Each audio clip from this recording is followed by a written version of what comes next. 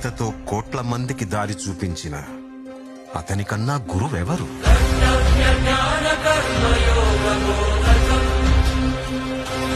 రక్షణ కోసం సముద్రం మధ్యలో ద్వారకా నగరాన్ని కట్టిన అతనికన్నా గొప్ప ఆర్కిటెక్ట్ ఎవరు? వేణుగానంతోనే గోవుల్ని గోపికల్ని కట్టిపడేసే అతన్ని మించిన మ్యూజిషియన్ ఎవరు?